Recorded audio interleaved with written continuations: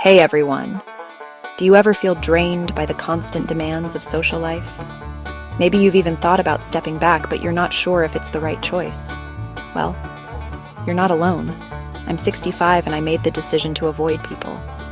Honestly, it's been one of the best choices I've ever made. Today, I'll explain why I chose this path and how it's transformed my life. Stick around because you might just find a new way to live your healthiest, happiest life. If you're here, chances are you're either questioning your own social life or feeling overwhelmed by the expectations to engage. I completely get it. At 65, I found that social interactions, while important, can feel like a pressure rather than a pleasure. Over the years, I've learned that making intentional choices about who I spend time with and when I choose to be social has had a huge impact on my well-being.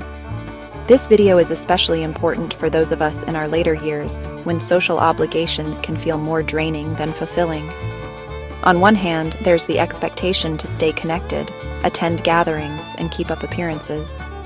On the other hand, there's the reality of how these demands can leave us feeling exhausted, disconnected, and even lonely despite being surrounded by people. But it doesn't have to be that way. I've taken control of my social life by reducing the pressure, stepping back when needed, and prioritizing my health and peace of mind. One of the most significant changes I've noticed since stepping back from social interactions is the positive effect on my mental health. In the past, I found myself constantly juggling invitations, family events, and obligations that left me mentally drained. It felt like I was always on, trying to manage expectations and navigate social dynamics that weren't always in sync with how I was truly feeling. By choosing to distance myself from these situations, I've been able to eliminate a lot of the stress and anxiety that came with them.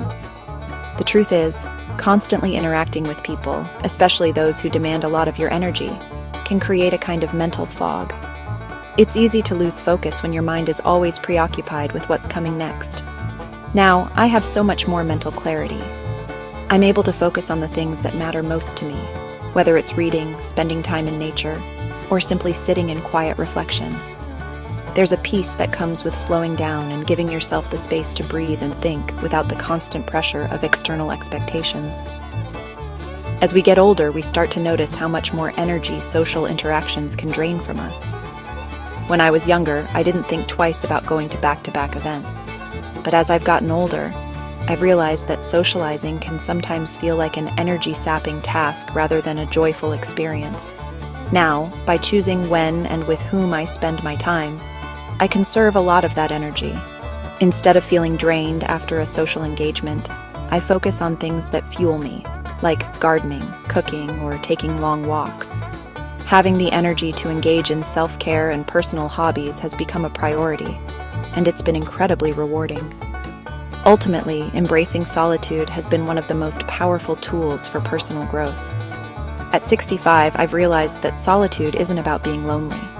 It's about giving yourself the space to reflect, grow, and truly understand who you are. There's something incredibly liberating about not having to worry about how others perceive you.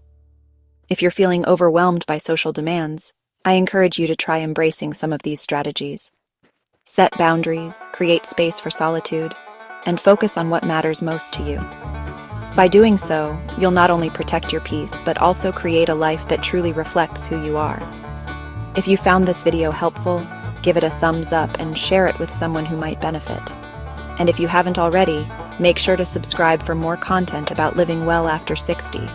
Thanks for watching, and I'll see you in the next video.